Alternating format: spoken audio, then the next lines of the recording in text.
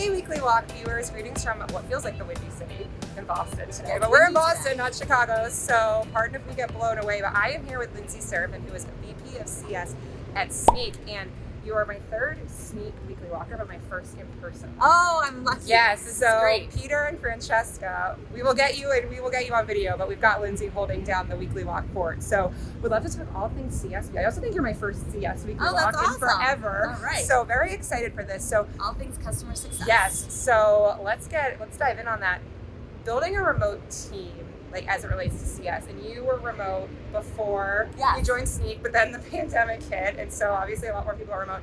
When you think about standing up a CS team remote, what does that look like, and how should people think about that? Yeah, I mean, I think what's great about customer success being remote is you have an opportunity to put people where your customers are. So you just go to the customer. Yeah. And so what I've found, I think there's, like any other function, you gotta marry that virtual time with getting opportunities for the team to get together once a quarter, whatever, how often it is. But what I think is like a unique opportunity in customer success is to align yourself around customers and customer events. So, encourage anyone wherever they are to start to build that local user community of customers in their area, like fun lunches, fun dinners, fun ways, unlimited, let your CSMs go out and build a community, and so you're kind of spreading that brand throughout different regions. The other thing you can do is align events and team building events around customer events. So if there's a conference or you've got a big any kind of meetup that you're promoting, we would try to spend half your time with customers and half your time together, getting the group together and the team together. That so makes sense. I think that's something that's one thing you can do that's unique for customer success. Yes, I feel like we could do a whole nother Weekly Walk on pandemic and not being able to do in person, not being able to do anything. But we will. Okay, now we're going to turn around. Lindsay and I are just going to walk back and forth. Yes, I mean, I'm totally down for pretending in person. Let's go. I mean, we're in person Weekly Walking, so I'm here for it. All right, next question, which we have to shout out to your former colleague Margaret Kelsey. Hey, Margaret. Thank you. We've polled the audience on the next question. Would love to hear your thoughts on who should own retention. Should it be product? Should it be customer success? Should it be, sales? Who, in your opinion? Yeah, I mean, where should that go? I really think retention is a company-wide metric, and I think everyone has a part to play. So sales or customer success might own the renewals themselves, and they're going to help bring things top of mind, but I think we all have a role to play when it comes to retention.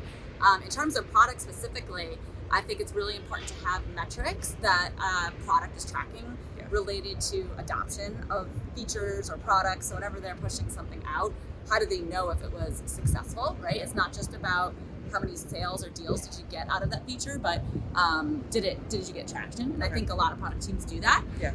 The other thing we've put in place, which I think is really important, is an escalation process for alerting, where is there a product gap that's blocking a renewal or blocking adoption, and making sure that you're celebrating places where product helps to unblock a customer, just like you're celebrating places where product helps get that next new deal on the line. And I think it's about the culture.